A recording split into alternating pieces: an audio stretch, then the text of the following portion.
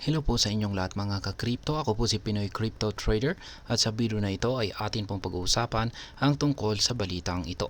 Kung saan ang sabi po rito ay Standard Chartered Exec predicts Bitcoin would reach $200,000 regardless of US election result. Yan, meron pong executive ng Standard Chartered. Yan, ang naglabas na kanyang prediction dito kay Bitcoin na magagawa daw po nitong akyatin ang presyong $200,000 kahit ano pa ang maging resulta ng US election. Kaya yan, mukhang may malaking potential po talaga ang itong si Bitcoin sa mga susunod na taon ayon kay Ginoong Geoff Kendrick. Siya po ang Standard Chartered Executive na naglabas ng kanyang prediction dito. Kaya ayan, ang kanyang analysis ay nagpapakita po ito ng mga tatlong pangunahing factors na magtutulak sa presyo ng ni Bitcoin para ito ay umangat. Unang-una ay yung policy changes. Kung marirevoke daw ang Staff Accounting Bulletin na 121 policy ay maaaring mas maraming bangko ang mag-a-adapt po ng cryptocurrencies. Pangalawa ay ang inflation. Ang pagtaas naman po ng inflation expectations ay magtutulak po ito sa mga investors na maghanap ng mas magandang store of value assets tulad po ng Bitcoin. At ang pangatlo ay ang patuloy na pagpasok ito po, ang pangatlo ay ang ETF inflows. Ang patuloy po na pagpasok ng pondo sa US Bitcoin Spot ETF ay magtutulak na rin ito sa presyo ni Bitcoin para ito ay umangat. Kaya kung tama ang prediction ni Ginoong Kendrick ay maaaring umabot ang presyo ni Bitcoin sa $200,000 next year po yan. At kung manalo si Ginoong Donald Trump sa election ay maaaring umabot daw po ito sa presyong $125,000 bago matapos ang taon na ito. Kaya ayan, bago po tayo magpatuloy ay nais ko lamang po munang bigyang linaw ang aking disclaimer kung saan ang nilalaman po ng video na ito ay hindi po ito isang financial advice. For education and information purposes lamang po ang layunin nito. Ayan, ang sabi rito ay Geoff Kendrick. Siya po ang head ng digital asset research sa Standard Chartered. Siya po ay nagsabi na si Bitcoin ay magti-trade sa presyong $200,000 by next year kahit sino pa ang manalo sa November US presidential election. Sa isang interview ay sinabi ng executive ng banking giant na ang inaasahang pagtaas ng presyo ay dahil sa tatlong emerging trends. Ayon po kay Ginoong Kendrick, ang mga factors na may kinalaman sa policy changes, inflation at inflows sa spot Bitcoin exchange traded funds ang siyang magtutulak sa presyo ni Bitcoin sa isang napakataas na presyo.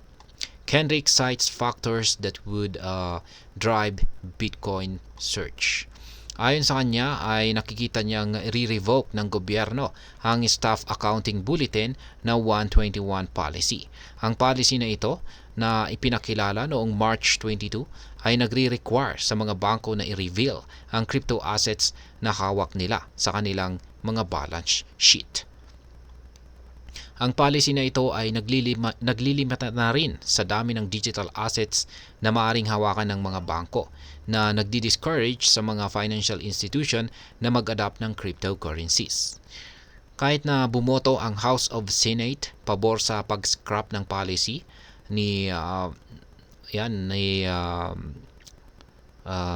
Veto, President Biden vetoed to keep regulation. Ayan, kaya ni-veto ni President Biden ang regulation para manatili ito. Gayunpaman ay sinabi ni Ginoong Kendrick na nakikita niyang matatapos ang bill sa kasalukuyang administrasyon. Ayon sa executive, either si Donald Trump or si Kamala Harris ang magre-repeal ng batas kapag sila ay nahalal.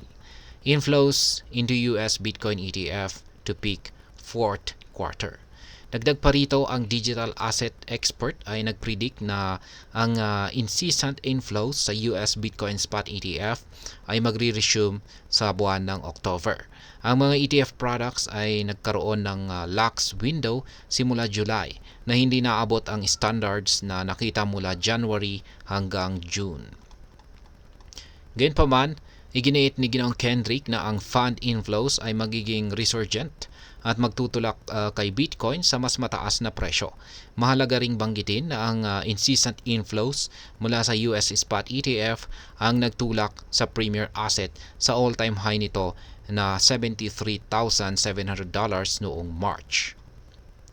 Binanggit din ng bank executive ang pagtaas ng inflation expectations. Isa po itong factor or bagay na magtutulak sa interest ng investors sa store of value asset classes. Kaya't nakikita ng expert ang nalalapit na adoption ng Bitcoin bilang hedge laban sa inflation at ang consequent price implication nito. Bitcoin to $125,000 if Trump wins.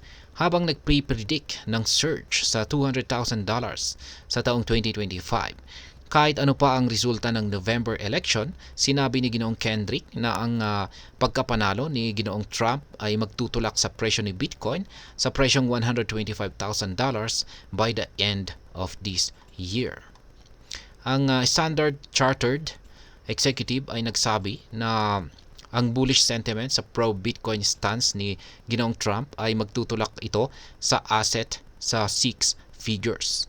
Ang apparent mission ni Ginoong Trump na i-rescue ang cryptocurrency mula sa bad regulatory actors ay nagustuhan ng crypto community.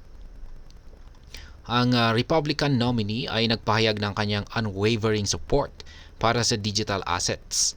Kasama ang kanyang dalawang anak na kamakailan lang ay nag-launch ng DeFi platform. Ang pamilya ay nag-tease ng project na papalit sa traditional financial system. Samantala, si Ginoong Kendrick na aalis na sa office na aalis na sa office ang SEC. Yan, sinabi po ni Ginoong Kendrick na aalis na po sa office or opisina itong SEC boss, kasalukuyang SEC boss na si Ginoong Gary Gensler. Kung saan ay nagpapakita po ito ng bagong wave ng regulatory clarity para sa crypto assets sa US. Kaya ipinangako ni Ginoong Trump na tatanggalin niya si Ginoong Gensler sa kanyang unang araw sa kanyang office. At yan ay syempre kung siya ang nanalo. Sa pag-alis ng SEC boss ay nakikita ni Ginoong Kendrick na muling magbo-blossom ang crypto sector. Sinabi niya na ang ETF ay ma-approve ng mas mabilis kung saan ay magtutulak sa institutional adoption.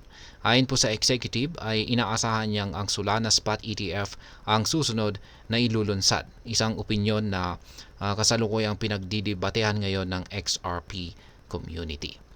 At ayan, hanggang dito na lamang po tayo sa video na ito. Sana po ay inyong nagustuhan ang aking paliwanag sa video na ito.